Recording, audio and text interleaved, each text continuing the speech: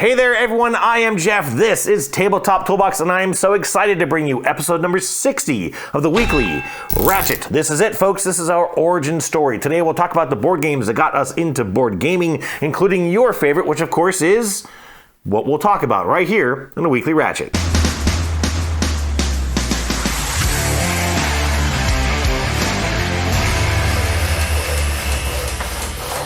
Hey there everyone, and welcome back to the Weekly Ratchet. As always, I hope you've had a fantastic week of getting to play some games with family and or friends. We have had a pretty busy week. In fact, I was going through my list of recently played games, and the first one on the list, which of course we'll get to in a little bit, I was like, wait, that was this week? I feel like that was a month ago.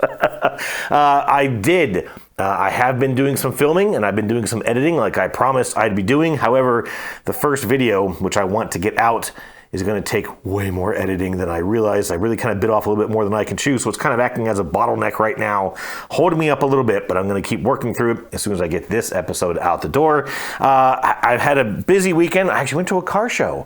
I took my old 74 Plymouth Barracuda out to a car show this weekend right here in town. This car hasn't run in a little over a year for me. I did finally get it up and going again. So I had a good time, got to go do that, spent a lot of time outside this weekend, was a little burnt out by yesterday afternoon. In fact, I was supposed to go gaming with some friends yesterday afternoon, and I was like, look, I just need to rest. I need to kind of recharge. I feel fine, I feel great now, and I'm looking forward to getting us into a Ratchet. Let's go ahead and kick it off with some new games.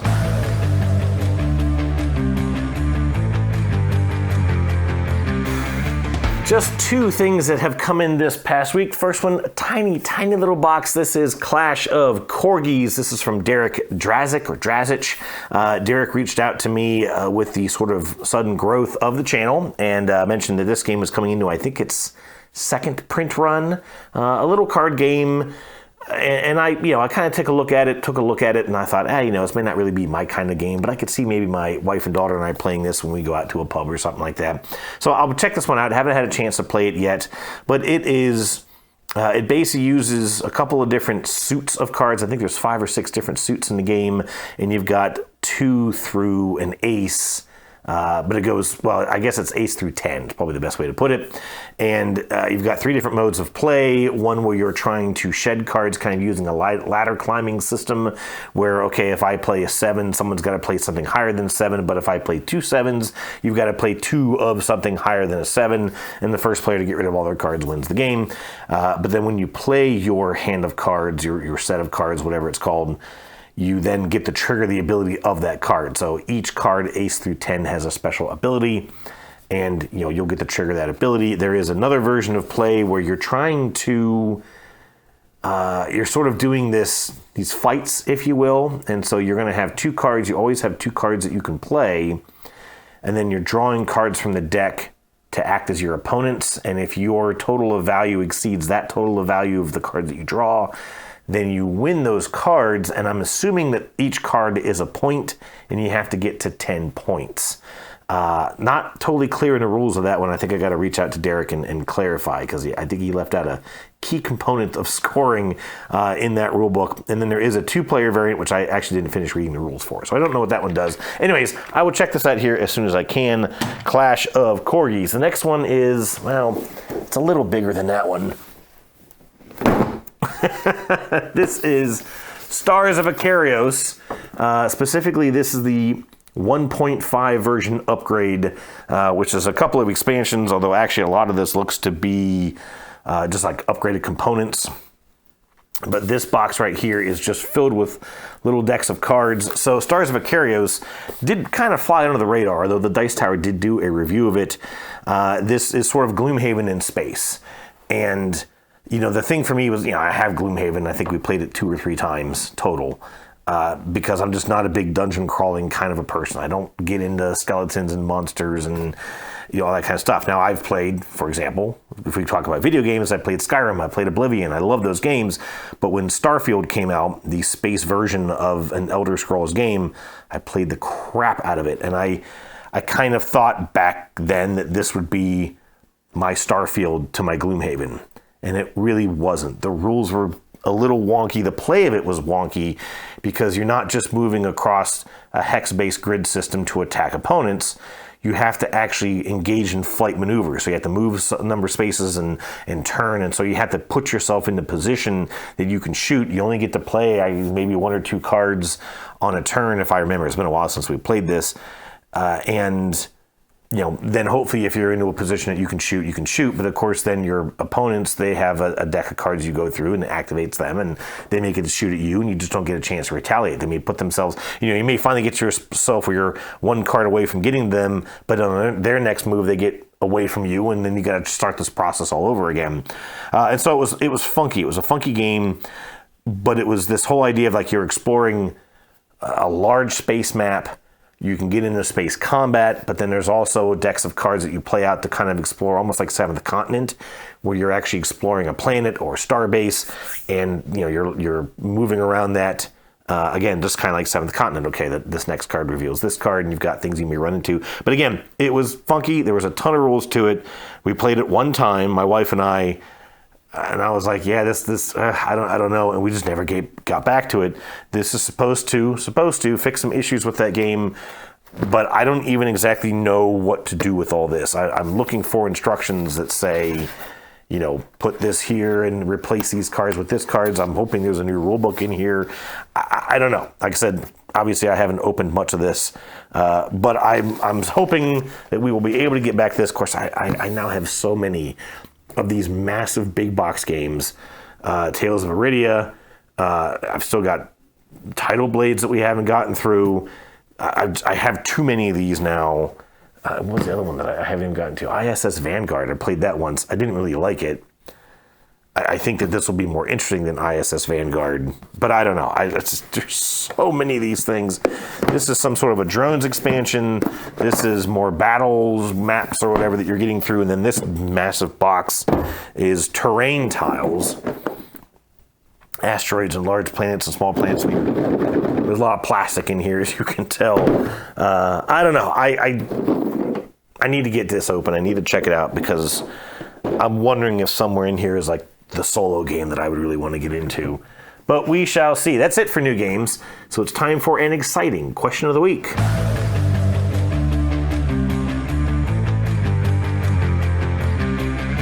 Kicking us off with question of the week. Last week I asked you to tell me your origin story. Tell me where it all began. What game or games got you into the hobby, and how did that all play out for you? Up first was Simulation Chris, who said for him it all started with Catan, which he played nearly daily. Then he moved to a different country, and after a long pause from gaming, jumped back in by getting Agricola. We're going to hear a lot about Catan in the rest of this series. Agricola, though, that is definitely a leap into the deep end, so I did find that pretty interesting. Mike Heller mentioned that half of his family is German, and when he would visit his grandparents, they'd play Mensch ärgere dich nicht, which is the German version of Sorry. Otherwise, they would play Milborns, adding, I would happily play either of them today. Yes, someone did do a little research in the pronunciation of Mensch ärgere dich nicht, so you are welcome. Or I'm sorry. Either way. I did look into this. As you mentioned, it looks like a version of Sorry. It dates back to 1910, which I thought was pretty neat. And I will also share very quickly, I won't get into this right now, but it's possible that in just a few weeks, I will be in Denmark, and I'm kind of curious as to what games I might be able to find out there that we have never heard of here. But I'll talk more about that later. And on that note, by the way, C.R. Pohl said that in the 70s, he used to play a card game called Milborns until 2014 when he discovered Ticket to Ride. Now, we kind of got into a conversation there on that thread about Milborns, and a couple people said, oh yeah, I used to play Milborns, and C.R. Pohl said, oh, well, then Jeff, you definitely need to review this game, which I had played it as well. But I've got to tell you, I don't think it would score very high for me these days. So Milborns was a card game. You had a common deck that players were drawing cards from, and then you kind of had a deck in front of you of sort of active effects, and then you'd play out these mileage cards of values, I believe, ranging from 25 to 200. Maybe it went lower than 25, I'm not sure. But you were trying to get to 1,000 miles, Milborns. It was a French game. And that sort of stack of cards you had in front of you were active effects, so people could play cards on you that might make you blow a tire or run out of gas. You may impose a 50-mile-an-hour speed limit. I think it was kilometers, actually. So you couldn't play anything above a 50. At any point, though, if you had one of those effect cards, maybe a flat tire, you'd have to play a repair card that would negate that negative effect, and then wait until your next turn where you could play a go card. You always had to have a green go card visible that would let you then play cards. And so you might fix something, and then someone would play another effect on you that would, now you're out of gas. Now you got something else going on. Or they could just play a stop card that would, again, prevent you from being able to play these mileage cards. There were these cards that you could also play that would give you like bulletproof tires or, spare gas. So basically those effects could not get played onto your deck. And there were only maybe one or two of those in each deck. So, not every player would have access to those. So anyways, it was definitely that sort of random, a lot of take that. And I remember, while I did not play it a ton of times, I probably played it a good half dozen or more times. This was kind of back in like high school, as my best friend, his family also had spent time in Germany. And so he knew a lot of those kind of European games. And, I remember playing it and having times where you just, you go round after round after round after round and just, nope, can't fix the flat. Nope, can't fix the flat. Nope, can't fix the flat. And just getting more and more and more irritated as you're just sitting there doing nothing in this game. So, yeah, I don't think I'd review that very well. I do have fond memories of playing it, but I also have memories that tell me that I probably wouldn't want to really play it again myself. Anyways, Wonderflonium said that Dominion is the game that got him into gaming. And I was kind of surprised we did not see a lot of mention of Dominion in the rest of this lineup. But Katie and Greg of the Meeple Society discovered Pandemic back in 2013, which made them realize there was more than Scrabble, Monopoly, or the Game of Life. And it was then Carcassonne and Catan that cemented them into the hobby. And it was kind of funny as I was going through this, and I don't know if I mentioned this before here on this channel, I have never played Catan. Never played it. My wife and I had a dice version of the game, and of course Catan has to be played at 3 players. Never played with another person, I think, until 2017, which, as we'll get into, Catan was not the game that got me into the hobby. But we had a dice version of it from years prior, and I don't know if it had 2-player variants or if we just played it at 2, kind of like to hell with the rules, right? And obviously it probably didn't work very well, and so we never really enjoyed it. I don't even know if we still have that around anywhere. I have no idea. Yukon Zach said that he loved board games his entire life, but Pandemic showed him there was more out there to experience, and beyond that, it was Will Wheaton's YouTube channel that really got him into the hobby. And that is an interesting concept, and it's one I'll probably get into here in a moment, where yes, it wasn't just a game, but it was actually social media in some aspect that helped me get into the hobby. Teshera said they had a number of popular games like Catan, Pandemic, and others, but that it was the downtime of COVID that got them playing more and discovering cooperative games like Pandemic Legacy and Viticulture World that got him and his wife hooked into playing games as a couple. I am sure, in fact, I know that there were a lot of effects obviously over the pandemic, specifically in gaming, like Tabletop Simulator, that Steam game, Steam app, whatever, just exploded during COVID. And systems like Board Game Arena and solo gaming especially had huge jumps, over that sort of time frame. And so, yeah, that's not very surprising. In fact, I didn't see any other mentions of the effect of COVID in here, which I just kind of thought was interesting. Penny also said she has always loved games, playing Payday, Can't Stop, Life, and Trivial Pursuit, but that Wingspan, Root, and Seven Wonders were games that stood out as being extraordinarily fun for her, and she's been delighted ever since. I have only ever played Can't Stop once. On a physical copy. I played it on Board Game Arena a couple times. I don't know what the game of Payday is. It kind of rings a bell, but I know I've never played it. Trivial Pursuit was definitely not I'm just not a trivia person. And Life, I definitely played a good amount of Life as a kid, although, as I remember it, there's not a shred of strategy to that game, right? You're just spinning a spinner and taking whatever you get. That's another game where I have memories of it, enough that I don't think I would ever need to play that game again. Lastly, Jeremy Brooks said Ticket to Ride got him back into gaming, followed by Dominion, Splendor, and Pandemic. I guess I was wrong. There was one more mention of Dominion in these comments. So I guess my childhood with gaming was a little maybe unique, maybe different. I'm not really sure. I mean, we had Monopoly, we had the Game of Life, We had Sorry. I do remember I had a plastic little toy thing that had checkers. I don't think it had chess pieces. And it had Chinese checkers, which to this day I have no idea how to play.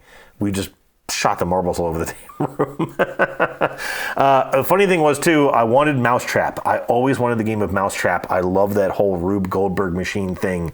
Never had a copy of it. And every time that I would see it, every time I had, I was like visiting a friend or family and they had it, I would just set up the thing and just play with it, trying to get the thing to work as it should, which it almost never did, right? That thing never actually, from start to finish, would work and drop the Mousetrap. But I just always loved playing with it. Now, I do have a game here. I did a video here on the channel a while back about games that I wish came out when I was younger. And I did talk a little bit about the board games that I do remember playing in my younger days. And this is one of them. This is Dogfight by Milton Bradley. It smells like the 60s.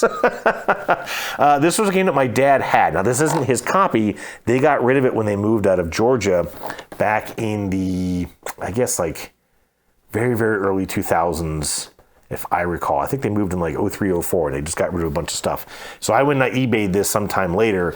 And this one's a little beat up. The box is kind of roughed up. I remember it was missing some pieces, which I did manage to replace, also with the help of eBay. But this one's kind of neat because it has a little inscription in the top corner. It says, from John Bleby, I can't quite read the cursive there, but it says, to a great friend of mine on his birthday, March 29th, 1967. This game came out in 1963. Like I said, my dad had a copy, and I played it a good bit. I actually remember playing this kind of in my maybe late middle school, high school days. And what I did like about this, and I actually was wondering, there are dice in here, but I don't remember. Oh, no, these are my dice. What are these doing in this box? These are Dodge Viper dice. I have no idea why they're in here. They don't belong in here. I was going to say that I don't believe there are any dice in this game, but what you had was you had these delightfully 1960s cards, which you were playing to your planes. You had kind of you would have a hand of cards, which you could increase your hand of cards as you destroyed more enemy aircraft, and then you would play these to either move around the board and to make attacks. So there are burst cards, there's barrel roll cards. I know that there were movement points, but I don't remember how the movement points worked in this game either. Maybe you had a set number and you could get more movement points. Again, I don't remember. But this one was really neat because the only real luck that you had to this was just your hand of cards versus your opponent's hand of cards. So if you were doing like head-to-head combat, you had to have a higher burst value than your opponent. If you were going into a lateral move or a perpendicular move or coming up behind someone, you could play your lowest value. And only if your opponent had a barrel roll card that would get you out of a side attack, or a loop card would get you out of a behind each other attack. And so again, it was just like luck of, okay, I'm going to take this maneuver and hope that you don't have the right card to get out of it. And I just remember having so much fun with this, even though it was still, take that, swing it. It was still a fighty game, which still wasn't always my speed. But I just liked that it wasn't just chucking dice, that it felt more tactical. It felt like you had a lot more agency than a lot of other games that we were playing back in that time frame. So this one was really special to me. Now, it was still 2017 before I got into gaming, but there was one game, and I remember this as I was prepping for this. This is called Brewmaster. I used to brew beer. I think some folks know that. I was fairly big into the home brewing hobby. Got into that like in very, very late 2009, basically Christmas of 2009. I got myself a brewing kit, and I got really big into it. And I used a product called White Labs. They're brew yeast, which they make for commercial operations all over the country. It's a huge company based out of San Diego. And they would do a thing where when you got so many of their little vials, their little labels of yeast, you could send them in for little rewards, like a poster that would show you all the different yeasts and styles, or little trinkety things you could get. And a board game. You could actually, for a little while, you could get this game from them if you traded in so many of these labels. I mean, it was, back to the days of like collecting box tops or whatever from cereals, which was just kind of funny because this was 2010. But I think by the time I either had enough, or maybe I just knew I was never going to get enough. Anyways, I finally went and I just bought a copy of this online. And this game is awful. I remember playing it. I remember we kind of were reading through the rule book, which, if I want to say, yes, this is very basic, black and white rule book, minimal images. In fact, I don't even know if it has any images of the actual gameplay. I don't think it even shows you like a setup. if I remember. Anyways, you're drawing cards. Now there's a picture of the board. That's about it. But you're drawing cards to try and make beer. It doesn't tell you what to do, at least if I remember. It doesn't tell you what to do if the deck runs out.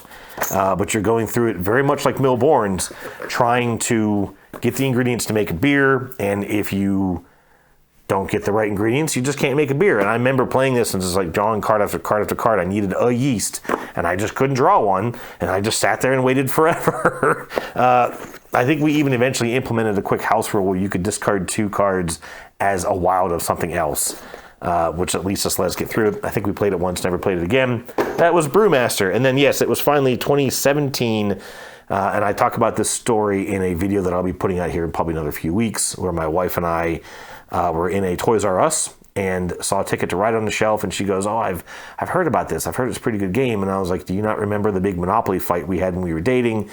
But she won the argument. We bought Ticket to Ride, and then for me, it was, we played it a couple times. I like this. I'm not really interested in the whole train theme, but I like the idea that we were playing for victory points. I like this idea of, it's not me trying to take you out. It's not me trying to destroy you like Dogfight or Monopoly.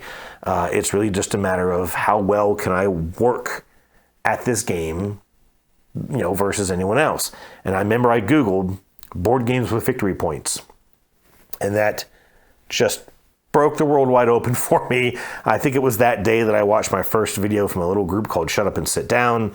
And then the thing was that, kind of like Mike was talking about, Simulation Chris, I went from Ticket to Ride to buying Kanban from Vital Lacerda, buying Clinic from Albin Viard, games very, very high in the difficulty scale.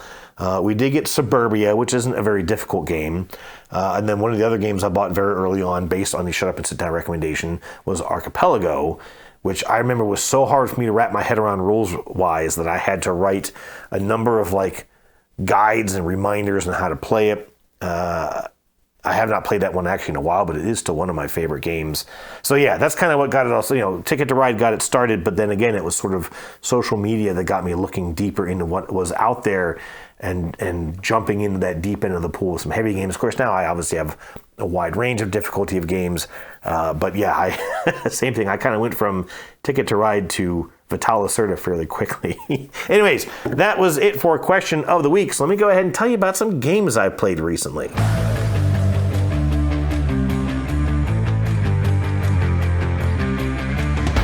All right, I played a couple different games in the past week. Surprisingly, even though I didn't get to play anything over the weekend, I do have a couple things here to chat about. And up first, last week, and I actually mentioned I was going to be playing this, my wife and I did get into Earth with the new Abundance expansion. Now, I kind of talked a little bit briefly in that episode because I had just received it last week, that I had paid something like $160 American. It was almost $200 Canadian to get the Abundance expansion. Now, this is all that it is for the expansion, but I did get some deluxe components, and I did get a whole bunch of neoprene mats that I really didn't need, if I'm being honest. I don't even really know why I bought them.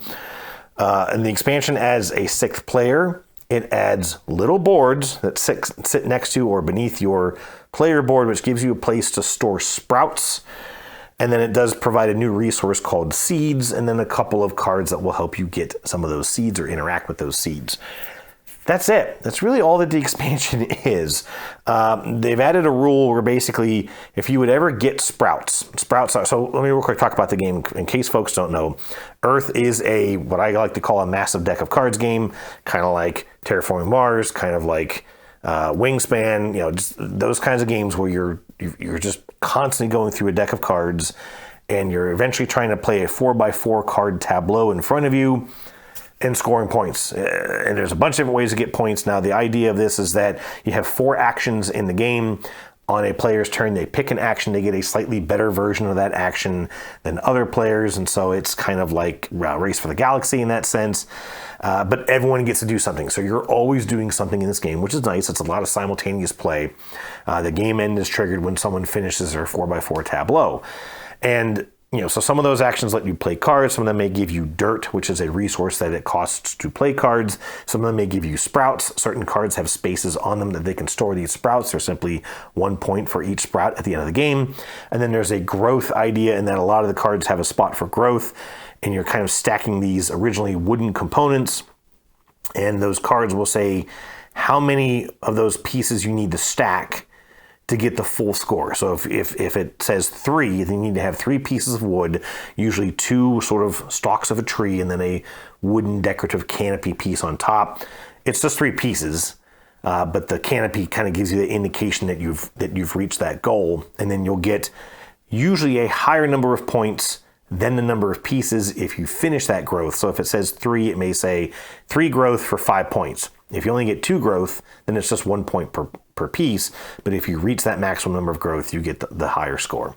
And that's the whole game. The whole game is trying to get these cards out, trying to get sprouts on these cards, trying to get growth on these cards. And then a lot of cards will give you, extra in-game scoring. So one of my favorite mechanisms of the game, especially if you can get it early in the game. It's very unfortunate if you find these late in the game, but these cards will come out that will say you'll get a certain number of points for a continuous run of a certain climate type. So there's like desert, there's snow, I can't remember what they all are, but if you manage to build a path across your 16 card tableau, continuous and orthogonal, you can score a lot of extra points, and I did get one fairly early in the game that I was able to get played. They're usually expensive cards to play, but they can provide some really high end game scoring. And so anyways, that's the game in a nutshell. Now, oftentimes whenever you're gaining things, if you don't have a place to put them, you just lose them. And I'm guessing that people were kind of upset that, if someone was spamming the sprout action and you had no card to put sprouts on at that time, you just lost that. Those were points you couldn't get. And so they added this rule where you can store sprouts on this little board, and if it's a certain type of sprout action. So if the game says just get 6 sprouts and you don't have any place to put them, you can store them. If the game says put sprouts on a certain type of card in this row and they're already full, then you cannot get any extra. You cannot store those sprouts, which made the rules a little more, just, I guess, weird to get through, if that makes sense. But anyways, it was fine, not a big deal. And then it adds a seed resource in this expansion. And the seed resource can be spent to do a number of things. You can get extra dirt. You can maybe draw some extra cards. You can compost cards, which are just points at the end of the game. Also, you just kind of have this, basically your own personal discard pile, and it's a point per card at the end of the game. And so you may have ways to just discard or compost cards directly from the deck or compost them from your hand. Now, it adds cards that kind of works with those seeds. And so I actually got a card out fairly early in the game that gave me a seed anytime my wife and I would take the red action, which gives you dirt. So I would get a bunch of dirt and I'd get a seed. And because of that, I got a ton of seeds in this game. And then I was able to use them at the end of the game and just turn a whole bunch of them in to compost a bunch of cards from the deck, and ended up with a pretty decent high score in this. And all that was fine. I like the expansion. I wouldn't call it an essential expansion, but I also can't see any reason to play the game without it because it adds so little. But for $160 to buy all this stuff, now I was a little concerned about the deluxe components because, for one, they're plastic, and the whole idea with the Game of Earth was that it was a sustainable game. Now they say that all that plastic is recycled. I have no reason but to believe them. We have no way of knowing that's really true, but I trust them.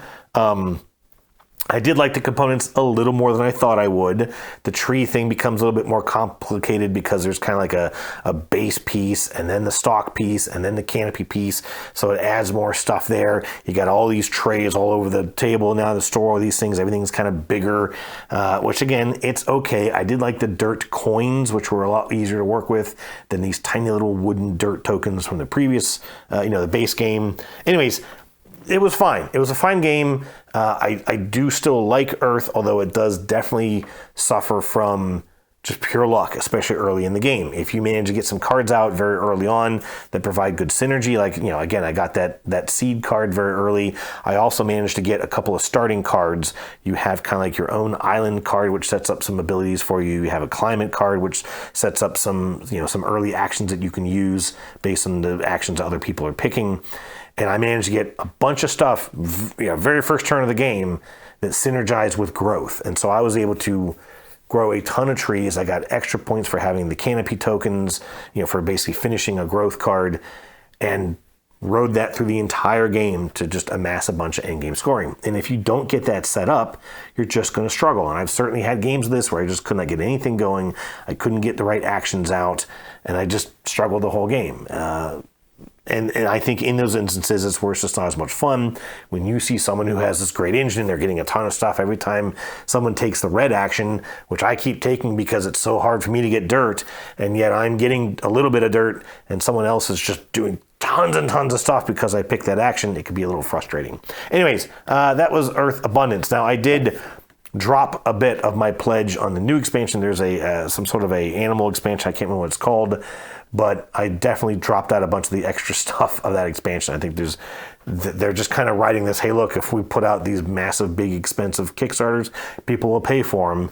And I'm kind of telling them, no, I don't think so. I'll just take the expansion. That's all I need. All right, up next, I did play a solo game the next night of Unstoppable. This is a deck building game from John DeClaire. I mentioned this a couple of weeks ago. I did win a play of this, although I did realize towards the end of it that I was getting one little rule wrong. I was misinterpreting an icon on the sort of round tracker, and it probably did do enough to actually give me the win that maybe I shouldn't have been able to get. Hard to say. But the thing that I still find interesting with this was that it's this idea of that it's a deck builder, but you never get to just draw cards from your hand. Any of the cards that you have in your deck first come out as a bad guy, a threat, and you have to attack that threat, sort of take out that threat, and when you do, the card then flips over and goes into your hand. And that is the only way that you get more stuff to play with. So you have to win fights to have a bigger hand. And of course, you're playing those cards to win those fights. And sometimes you'll kind of play out everything that you have to get one card.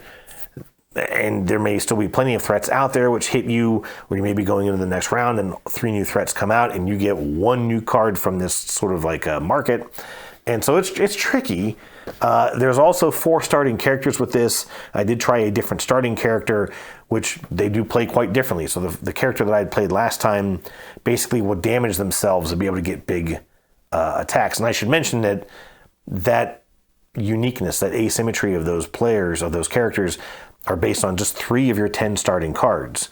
So even in the very beginning of the game, if those 3 just kind of end up in the bottom of your deck, you may have to try and get through a couple of rounds with just the very, very basic starting cards, which do very little to your benefit. And so again, there's that kind of randomness, and just getting the engine started, getting the game started can be very, very tricky just by the luck of how things get shuffled. Then there are also these market cards that you're getting, and I won't go into the details of it, but you get 1 card at the beginning of each round, but you only get to pick from 3. You get to look at 3 cards at the top of a deck. There are 6 different decks. They get more and more powerful as you get higher up. There's a way that you move these markers to get those cards, whatever. And again, you might draw 3 cards and go, none of these help me. None of these work with what I need right now. These all kind of suck. But I did actually manage to, a couple times, get to a level 6 card fairly early in the game. And they were incredibly powerful, very, very easy to play. And I could just wipe out an entire field of bad guys with a single play. And it almost kind of felt a little overpowered, except for that is how the game works, so I didn't have a problem with it. But anyways, you don't feel any theme. You don't really feel like you're actually fighting these bad guys. You're just trying to manipulate cards and play things in the right order. There was actually one interesting turn where I thought I was going to die, and then I realized, well, hey, I might be able to use this card to actually buy another card, and if I get lucky and one of those top 3 cards will help me with this current situation, I can survive. And it did. So I got really, really lucky on that one.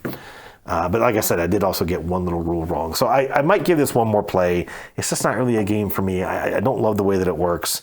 The setup and teardown is way too much for a little solo card game. But I was glad that I had a decent play of it. So that was Unstoppable by John DeClaire. All right, so then last week I went to the Unplugged Games Cafe and I played a couple games I don't have. So I'll flash some pictures up here on the screen. The first one I played was Cyclades Legendary Edition. Now, Cyclades is one of a trilogy of games, and I had to look into this, make sure I'm saying all this right. There were 3 games: Inish, Cyclades, and Kemet. All 3 of those original games came out from Matago Games. They have different designers, different artists, they're different games, but they share a common DNA in that these are what are called dudes on a map game, and they use sort of an area control, area majority sort of philosophy. Now, I have played Kemet last year at the Dice Tower Retreat. I don't remember much about it, except for that I didn't like it, and I was told that Cyclades was similar, and I was like, okay, well, I'm probably not going to like this either, but I will certainly give it a try. Now, I did not enjoy it. I'll go ahead and tell you that off the get-go, but the reasons that I didn't are not what I thought would be the reasons I didn't like it. So let me try and explain this fairly quickly. And there's a lot that I could say about this game. I'm going to try and keep myself on a narrow path here. But this is set in sort of Greek mythology. You've got a map of this weird tiles that you kind of put together. So every time you play it, it's randomized setup. And then there are the Greek gods. There are 5 gods in the game plus Apollo. Apollo is printed on the board, so you always have Apollo available. And then you'll have these other gods available based on your player count. You'll always go through all 5, but only a few of them will be visible at a certain time. So you have, and I cannot remember one of them, you have Zeus, Athena, Ares, Poseidon, and a 5th one. The idea of this game is that you're trying to get 3 metropolis cities on the board. That's it. To do that, there are 3 different ways to do it. I think the most common or straightforward approach is if you get one of each building. There is a fort, there is a port, there is a academy, or like a university, and there's a temple. And if you manage to get one of each 4 in areas that you control, then you get rid of all 4 of them and you put a metropolis out into any area that you control. And that metropolis acts as one of those 4 buildings, as each of those 4 buildings. And the first one to get 3 metropolises wins the game. You can also possibly play a monster that would give you one. I'll talk about those in a moment. And there's also these, they're like academics cards or something. And if you get 4 of them, you can just trade them in and get a metropolis that way. When these gods come out, and like I said, in the 3-player game, we had 2 of those 5 gods visible and Apollo. So you always have Apollo. The other ones kind of cycle out throughout the game. They kind of rotate upwards. You always know which one will become available, but you only have 2 of them available plus Apollo in a 3-player game. And you're bidding on those gods. So you're going to bid on, say, Zeus. And then there's this sort of system where, because we have 1 god per player, including Apollo, I know I keep mentioning that because it's important, and I'll get to it, but you're bidding on these gods, and each player will have access to 1 god by the end of that bidding phase. So I may bid on Zeus. If someone outbids me, I get bumped. I can go pick a different god. I cannot rebid on that same god unless I bid on another god and get bumped from it. Then I can go back and bid on my first god. And of course, you can also just go and say, screw it, I'll take Apollo. In this version, only 1 player can bid on Apollo. So when someone puts their token on the Apollo god, that's it, they can't get bumped. But Apollo sucks, and I'll come back to that in a little bit. Once you've finished the bidding, you then trigger these gods in top to bottom order. Apollo is the last because he sucks. And so the first player will get to trigger whatever their god is, which may give you a building. In most cases, it gives you a building. In fact, I think in all cases, it gives you one of those buildings. And then it may let you get new warriors or new mercenaries. It may let you get some of these cards that, again, may help you buy a metropolis. You also get to purchase these creatures. There's kind of a market of these, again, Greek mythological creatures, Cerberus, Pegasus, a bunch of others. And you can buy them, and these things are swingy AF. They may let you just steal a building from someone, which I did. They may let you, play a creature out of the discard pile, which I did. They may let you block a region from someone, which someone else did to me. They may let you steal someone's income, which someone did to me. And so again, these just really it's a wrecking ball into the mechanisms of this game.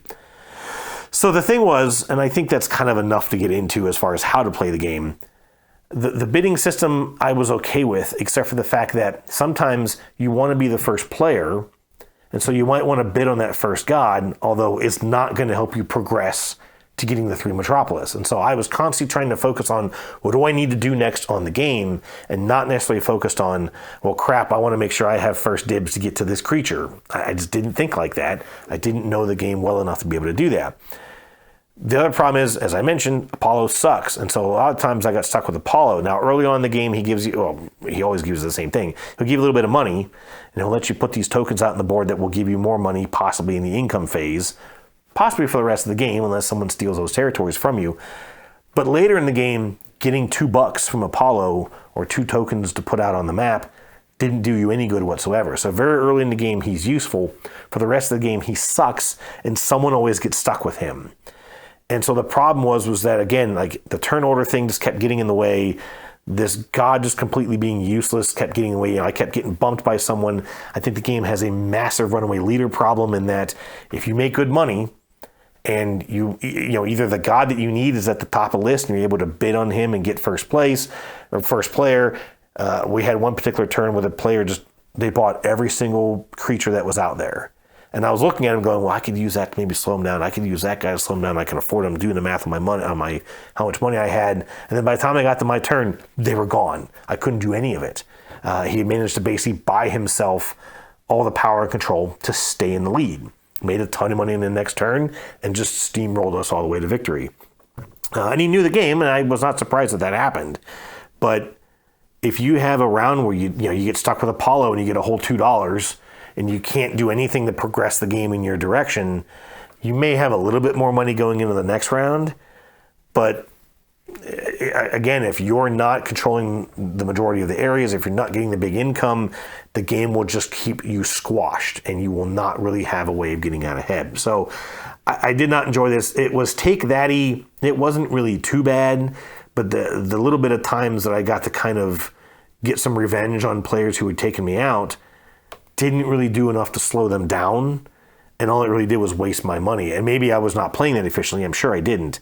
But again, it's this kind of area control, fighty conflict game that I'm just not into. I'm glad I got to check it out. I'm also glad that now I'm not incentivized to go out and buy this game, even though I do really love the Greek mythology sort of theme. Anyways, that was Cyclades. The next game that we played that same night was a little game called Flip Captain. I had like half a glass of beer left, and the guy said, hey, look, I bet you we can finish this game before we finish that beer. He was actually right, but this was a really, really dumb game where you are drafting these tiles from a bag. You have sort of a pirate ship board in front of you, and you draft a tile from the bag. You have to just smack it down the table, and that's the side of that tile that you get. You can either choose to put that into your ship, or you can choose to flip it, having no idea what's on the other side, and then you're stuck with whatever that one does. And so some of these tiles would, maybe give you a couple of points. Or they may say, well, this one will give you points if it's the top of the stack. There was a gunner tile that came out, and if you got a gunner, I think you got points at the end of the game. I can't quite remember, but if you had too many of these gunners, you actually would just automatically lose. If you still had that set up at the end of the game. Some of these tiles would let you flip over tiles that you're adjacent. So if you had a gunner, you could put, I think it was the parrot next to the gunner, which would flip over the gunner. It wasn't the parrot, it was a monkey. The monkey would flip over the adjacent tile. And that could help you kind of not lose with these gunners. There was a parrot. If you played the parrot, it was a negative point, but then it let you immediately take another turn. And so it was just this very swingy, random, silly game. It was fine. The only thing that was really funny was that the player who won Cyclades ended up with 3 gunners, so he was going to lose. And all he was hoping was, I just need a monkey so I can flip over this one gunner tile. But then I managed to trigger the end game, and he didn't get another turn. And so I was able to kind of force him to lose. I didn't win it. Another player did, but I was at least glad that his ship blew up. That just kind of made me feel good. Anyway, so that was Flip Captain. All right, then we had a quick gaming session. Well, it wasn't quick. We finished at midnight here in the house. We played Great Western Trail El Paso, the Call of Duty 4 of board gaming. I've always joked about just how many Great Western Trail games there are. This is the newest and smallest, as you can probably tell, version of Great Western Trail. Now, Great Western Trail by Alexander Pfister, blanked on the name, it's been out for a while. It's a game where you're basically kind of going around this path and you're trying to build buildings, you're trying to get workers, you're trying to buy cattle, and eventually you get to El Paso where you are selling these cattle onto a train, and then there's this whole mechanism of sort of moving the train along this track. The advantage is what you want to try and do is you want to try and sell a hand of all different cattle. So if you have any duplicates of the same type of cow in your hand, it doesn't count towards your scoring. So you want to have that diversity, which is kind of weird, as we were joking about afterwards, because actual cattle farmers will always have the same species of cow, because then you don't have to have different, health requirements, different food requirements, different, schedules or whatever for these different cattle. Farmers will always have the same type of animal on their farm because it's less work for them. But in this game, you want to have different ones. Anyways, it's fine. And I'm not going to go into detail on Great Western Trail. This one just drastically streamlines the process. So for example, in this game, you can only ever have 2 buildings. You can still upgrade those buildings. You can kind of build over to reduce the costs, but you can only have 2 buildings. There's only 4 different types of cow that you can buy. I think there's a few more in the base game. There are still different workers that you can hire, but there was this whole convoluted sort of chart of how you hire these workers from the previous game. Their prices changed based on how many of them that there were, and it was always a ton of maintenance when someone would trigger the El Paso action, that someone had to sit there and draw new tiles out and put them into things and blah, blah, blah. And my buddy Daniel always hated that because he always got stuck on that corner of the board. And he always had to manage all those worker tokens. All that goes away in this game. You just have a display of workers that you can hire at any point. Well, when you trigger the action from a building. And when you get to the El Paso, there's no train to deal with. You just simply get $5, regardless of however many cows you're selling. You get $5. You, I think, move something on a track. I can't remember what that was. And then, of course, you're obviously going to see how many points you get from the diversity of your cows. And then there's a little chart, and you're just putting a little token out, unlocking an upgrade on your own personal player board based on how many points of that cattle that you had. That's basically it. It's still Great Western Trail. I will say that if you love Great Western Trail, you probably don't need this game because it's just going to streamline. It strips out a lot of that process. Streamline is maybe not the right word. It just strips out a lot of what makes the game intricate and thinky and challenging and difficult. If you don't like Great Western Trail, you probably still don't really want this game because it is still a lot of the similar experience. It's just not as convoluted. It's still very abstract. You don't really feel like you're building buildings, and it doesn't really make a whole lot of sense because all you want to do is just try and get a good hand of cards and go sell it at El Paso. All the stuff in between just kind of gets in your way sometimes. The worker thing is kind of interesting in that in the original game, when you're getting the workers, they just kind of sit on your player board and they just give you ongoing abilities. So sometimes you can trash them with the whole train track thing. All that goes away. But in this game, the workers go into your deck. So whenever you use a worker, it just goes in your discard pile. And then later on, when you're shuffling your deck and you're drawing cards to get cattle, if you ever draw a worker card, it just immediately comes out of your deck and sits back out in front of you to be able to be used again. And you get to keep drawing until you only have cattle in your hand.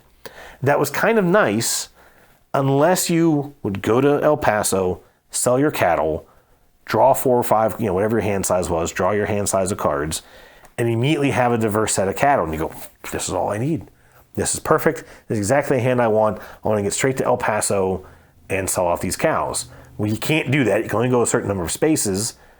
So then it either means that you're just wasting a bunch of turns to get to El Paso and you're not drawing any workers. Your workers kind of get locked up in your deck. So if all of a sudden something comes out, you're like, oh, well, hey, it'd be great if I can go and build that building. Or there is this train that you just have a certain building that you just get to pick a card in this train. Very, very weird, by the way. And it may give you some bonuses, some little upgrade tokens that may give you points. But again, if you don't have your workers out, you just can't do that stuff. And so you're actually almost punished if you draw a really good hand right off the get-go. It then kind of forces you to try and find ways to cycle through your deck to get the workers out to be able to do other things. So I don't know. We sat there afterwards debating who is this game for? Because if you love the complexity of Great Western Trail, you're not going to like a lot of that stuff missing. If you just don't like Great Western Trail, if you don't like the theme of it or whatever, then you're still not going to like this game because the overall experience is the same. The overall goal of the game is the same. If you really like Great Western Trail, but you think it's too fiddly, okay, this is for you. But then there's still a lot of other problems. Like I said, the way that your workers come out, it's interesting, but it has challenges. The text on these tiles is ridiculously too small. We played this on my big game table behind me. We could not read the numbers on the buildings that said if you just discarded a cow of a certain color, you could get money. We could not read the numbers. We had to constantly pick up the tiles and check them. And it didn't matter, upside down, right side up. You just couldn't read them. So there was some art direction issues there for sure. And I don't know what to make of this. I did like that it wasn't as fiddly, but I just never really enjoyed Great Western Trail because it was always too abstract for me. It was always just the theme didn't really come through in a way that felt interesting, and that definitely did not get fixed in this game. Anyways, that is El Paso. This was a review copy, so I'll be doing a review of this at some point, obviously focusing on some of those production issues. There is no board. It's a cloth mat, which is folded, and so you're constantly dealing with creases in the mat. Not great in that aspect El Paso. And then the last game we played was another game of From the Moon. I talked about this one a couple of weeks ago. This is a sort of a worker placement game along the lines of games like Everdell or even Andromeda's Edge, where you are putting out workers, you have extra actions that you can take to try and build greenhouses, build buildings, expand an engine, and predominantly what you were trying to do was launch these 3 missions, these 3 ships, by spending those resources to accomplish, aspects of those missions. And once all the tiles in those mission tiles were removed, then that ship would launch. There's a lot of area majority scoring, who contributed the most to that mission, etc. It's a neat game. The first time I played it at 3 players, and it was really, really difficult versus last time I played it at 2 players. And there's 2 reasons. At 2 players, you have 1 tile on the board where you can put your workers that would just give you a resource. Now, you can also grab resources that are on that tile, but there's only 1 tile on the board that gives you any resource that you want. And so if you're specifically trying to get a number of resources, maybe 3 or 4 of the same resource, it's very difficult to do. There's also these building tiles, so these little tiles that you get out. And the way that it works is that when you're doing the setup, 1 player will randomly choose 2 level 1 buildings, 2 level 2 buildings, and 1 level 3 building. Everyone gets another level 3 building, which is always the same. And then everyone else will go through their stack of buildings, take the same tiles, and put them on their player board, so that it's always random, but everyone is working with the same thing in every play, which is fine. Except for when I played this a couple of weeks ago with my friend Chris, we had 2 buildings randomly chosen that would give you resources on your income phase. And so every time that you'd pull your workers back and trigger your income, we would get 2 of any resource that we wanted. Those buildings didn't come out in this game last week. And so we were so starved at getting resources. It was so hard to get things. And of course, with an extra player, while there are more tiles that come out, they don't necessarily give you the diversity of options to get the resources that you need. And so we struggled a lot in this game. It was also really weird in that we were all over the board in scoring. So I jumped out to a small lead early on. My buddy Mike passed me and was way ahead of us for a little bit. Then I managed to catch up. Well, then all of a sudden Daniel was clobbering us in score. I then got back way out ahead in score. I still ended up 2nd place, and Daniel was way behind us in final scoring. The scoring is just funky, and it doesn't help in that there's this thing where you're getting achievements, and at the end of the game, whoever has the most achievements gets 24 points. 2nd place gets 12. And that's a big swing. And there's some discussion out on Board Game Geek as to people thinking, well, that's too much. And people saying, oh, well, just change the number. Well, obviously, some amount of play testing or research or something got them to that value. So if you just suddenly go changing that value, are you actually improving the balance of the game? Are you making even more imbalance? Are you swinging it in the wrong direction? You just have no way of knowing. But regardless, a 24-point swing seems like a pretty damn big number. And it seems very weird. And of course, that's obviously something that players are going to focus on because they know that swing is there. So anyways, like I said, first time playing at 3. I've only played it at 2 and 3. I feel like I liked it better at 2, but I also kind of feel like when it comes to those random buildings, maybe a couple of them need to be seeded in so they're always available and just kind of give players a little bit more of that agency. I mean, again, you're all on the same footing, but we all struggled in that game, and it would have been nice if we just had a little bit more, of an ability to kind of do what we wanted to do. Anyways, that was From the Moon. I need to try this one out solo. There's also a big thing. I don't think I'll ever do a review on this because it's just too obscure. But what the hell was I going to say? There are these. I mentioned you have to accomplish these missions. And there are these tiles that say, well, trash a building, discard a building, and basically, and it's just an icon. It just has a building icon with a slash through it to accomplish the mission. And when I played it with my buddy Chris a couple of weeks ago, we're like, what does that mean? Does that mean, if I built the building, does it just come back and I have to rebuild it? What about the piece that I put out on the board? We had no idea. There's also a trash a specialist. It's this idea that you're upgrading your astronaut, putting a little thing in the backpack. You just take it out of the backpack and, again, put it back on your board and reuse it. Well, there's now an FAQ out on their website that says, no, you remove the token completely from the game. You don't just remove the upgrade on your astronaut, you completely take the astronaut out of the game. You can't get him back or his upgrade. None of that is in the rulebook. There is absolutely no explanation of how to tackle these missions that have these more lofty requirements. And it's kind of like, geez, that's a big deal. And if you're not explaining that early on, people may go, oh, okay, I'm just going to go ahead and do this because, well, I just take this up. No, you got to lose a whole guy. I got to do what? And so, I am still quite disappointed with the rulebook. And there were even still more fringe cases that we ran into as we played this game the other day that we just had absolutely no idea how to resolve them. And it was kind of frustrating.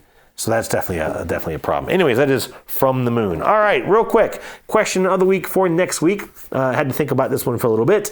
I want to ask you what your thoughts are on board games that use apps, or as we call them, app-enabled board games. And I'm not talking about games that, you can download a scoring app. Not what I'm looking for. I'm talking about games where you basically cannot play the game without the help of an app. And I'm curious what you think about those kinds of games. Folks, that is it for episode number 60 of the Weekly Ratchet. Thank you for stopping by. Thank you for your comments as always. This series is getting a lot more attention, and it has been fun to see this series grow. I'll see you folks next week. Thanks a lot. Cheers.